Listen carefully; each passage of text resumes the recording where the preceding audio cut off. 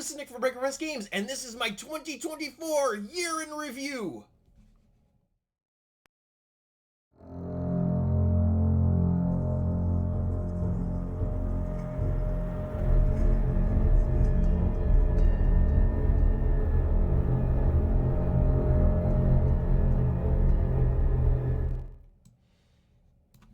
All right, so I wanted to take a moment to take stock in all of the things that I accomplished in 2024. It always, this time of year, is a good time to reflect on the things that you've accomplished and think about the things that you want to do in the coming year. And so this is my video to at least cover the things that I did in 2024. If you find this video interesting, entertaining, or otherwise useful, please like, subscribe, comment down below. Not just for the algorithms, but it helps my creative endeavor and enterprises because of the fact that it not only gets it to more people, but it also gets people talking about the things that I've been working on, and that is inspiring for me and helps push me to do more and greater things. So. And that's kind of what this video is about, is more and greater things, more and greater things. So, additionally, if you want to support further, become a member on Patreon. It is a fantastic way to ensure that I have a steady income coming in every month, and I reward you with all sorts of cool stuff that I'm going to tell you about in this video. So yeah, consider those things. Let's get me to 750 subscribers, and I'm trying to get to 100 patrons. So if you can help make that possible, that would be fantastic. So let's talk about conventions. One of the things that, if you've followed my Breaker Bulletins, I'm often mentioning the next convention that I'm going to. And in 2024, I hit, for me, an astounding 12 conventions. I went to Midwinter here in Milwaukee, Polar Vortex in Lisle, Illinois, CincyCon in Cincinnati, GaryCon, HoosierCon in Indianapolis, DaveCon in Minneapolis, Origins, GenCon, PhoenixCon in Appleton, Wisconsin, GrandCon in Grand Rapids, Michigan, GameholeCon, and then UConn in Ypsilanti, Michigan. So I was all over the Midwest, and it was a fantastic time. It gave me the opportunity to meet with all sorts of Goodman Games fans, because most of the time I was at the Goodman Games booth. But additionally, I got to run a bunch of fantastic games for a bunch of excited, ravenous fans of Dungeon Crawl Classics, and some that had never experienced it before and became ravenous fans after. So it was an absolutely wonderful experience to be able to do that, and I'm looking forward to doing that again in 2025. Additionally, it was an opportunity for me to help, I record these videos where I talk about all of the things that I think, make for a good judge, or rules to do with Dungeon Crawl Classics and the DCC basics, and being able to meet people that have watched my videos and them being able to tell me that it helped them. But additionally, being in front of folks, being inspired to record new videos based upon the experiences that I had, and also having the absolute joy of knowing that I helped to connect people together that were sitting at the table with me playing a game of Dungeon Crawl Classics, and now they have home groups that were built off of that interaction at my table, and me, facilitating not just a good game, but an environment where people enjoyed each other's company and were able to be like, hey, we should game outside of this convention sometime, and it turning into groups. So I am so incredibly grateful to have been able to help in that to help facilitate that. So not only did I go to a dozen conventions, I also, because between conventions, especially in the slower months, because there were some months where I had 3 conventions and a couple of months where I had no conventions, and so I did my Tragedy Across the Midwest tour that went to a bunch of conventions, but also did a bunch of in-store visits.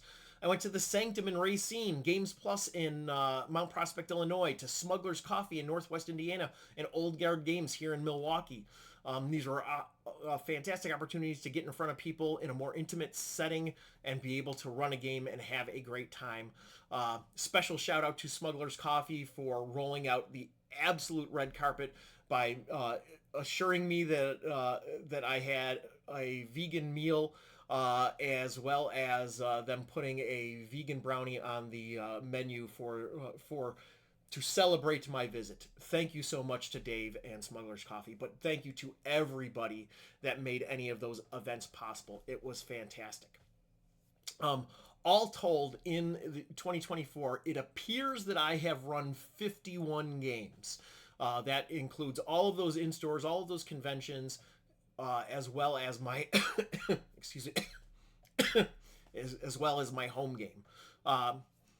The home game is something that I do bi-weekly. I talk about it in a number of different videos. We'll get to that when I get onto the B side of this script, going over everything that I did in 2024. But yeah, I wish it would have made it to 52. It is not a 100% exact count, so it might have been 52. But 51 is pretty freaking cool. So let's talk about. Oh, and there was one other thing that I did. Even though I did not run any games at it, I helped facilitate the gaming lounge, as it was dubbed, at Milwaukee Krampusnacht, which is a Krampus themed, holiday event. And I got to learn the back end to tabletop events. It is a little fiddly, and so there were problems along the way, but it was a fantastic opportunity for me to cut my teeth on learning how to run a convention myself, at least in the form of that back end software that we are so familiar with using if you've been to any conventions. So that being said, let's talk about Patreon. So my Patreon, I always say in my videos that I send out stuff every single month. So far, I am one behind on Patreon for 2024. I sent out The Missileer, The Elementalist, The Guardian, Prisoners of Tower Genulain, which was a prison break toolkit. Pervasive Corruption, which was this guy right here, which has my rules for Famine, Taint, and Scarcity, as well as Insidious Luck. This silly guy got a lot of chatter. People seemed pretty excited about it.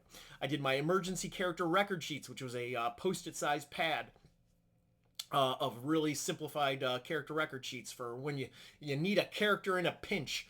The Prowler class, the Canine 2.0 and Bruiser 2.0, because those two classes, they were written a long time ago, and I wanted to revisit them and get them up to my current design sensibilities and my better understanding of Dungeon Crawl Classics. The Goat class, which I just picked up the proof for today, and I noticed that there was an error on the equipment sheet, so I need to send that to the printer again and get a new proof. But this will be shipping in the next few days. So if you're a member on Patreon, be excited because the goat is coming. And then I also did a special Patreon sticker, Live Fully, Die Gloriously. So that leaves one last opening, something that I have not completed yet, and so I will be working on something this weekend to fill that final slot in 2024. Kickstarter rewards. So I shipped 4 Kickstarters. Hopefully we'll be teetering on 5. We'll see whether it falls in 2024 or 2025, but let's talk about it. So the first and foremost was the Protectorate of Genulain, this beast right here. This 48-page adventure, it took me years to complete. I'm extremely excited about it, but it was so much work to get it to completion. But it shipped in January of 2024, starting off a streak of knocking down the backlog of projects that I needed to complete one after another after another. I actually shipped the Protectorate of Genulain in January. Also in the spring, I shipped Sorceress Rites of the Elements. In September, I shipped Tragedy at Woodwitch Rise, which was another project that ballooned in scope. This was supposed to be 24 or 28 pages and ended up being 48 in the end. But it is a wonderful adventure. I'm very proud of it. And then Peculiar NPCs, which is in the middle of shipping right now. More than half of you have already received your Peculiar NPCs card decks. And so yeah, I managed to ship four Kickstarters more or less in 2024, and Rabid Dogs Volume 2 is in the final. I dropped my script. Rabid Dogs is hopefully going to be done by the end of the year. I should be finishing it up. I thought I was going to finish it up last week. I'm hopefully finishing it up this week and then sending it to an editor. Obviously, sending something to the editor on December 19th or 20th is going to be dubious in terms of getting it back by the end of the year. But you never know. I'm going to talk to both Alex and Reverend Dak and see if either of them have availability. So I'm actually playing Alex Lupella is running Mothership tonight for me and some of our friends, and so I will be talking to him tonight. So we'll see what happens. But what else happened in 2024? Because there's still so much. Protector to Genulane was my first ever adventure to require a barcode. And why did I need a barcode? Well, because it was, I inked a deal in January of 2024 for it to go into distribution with Goodman Games' new distribution. And so it ended up in stores. I saw pics of it in stores all across the United States, but additionally in places like Spain and other parts of Western Europe, as well as in Canada. And this is a huge deal because small indie publishers like myself, normally you can only get my stuff either by seeing me at a convention or at a store, ordering from my web store, getting it from Exalted Funeral or the Goodman Games web store. Some of the stuff also ends up at Noble Knight. And that is it for distribution. But inking this distribution deal, it was specifically for that adventure. And so it does not apply to all of my zines and stuff because a lot of stores don't want to carry stuff like this. And so it was something that Goodman Games deemed was, shelf ready. And it resulted me having to double my print run and it ending up all across the U.S., I should say North America and Western Europe, and that is fantastic. So yeah, that was a big deal. Let's talk about successful Kickstarters. I only ran 2 Kickstarters in 2024. I wanted to clear that backlog, which I thought was a really important thing for me to do. And so I did Peculiar NPCs, which was the card deck. Was a very small, quick and dirty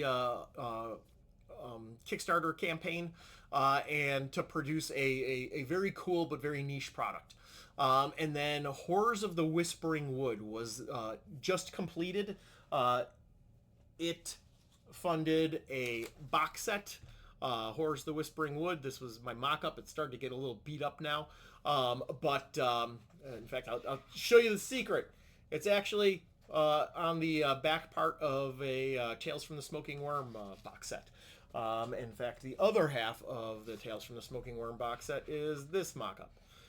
But not only was it my most successful campaign ever, but additionally, we reached the stretch goal in order to get an additional collector's box printed.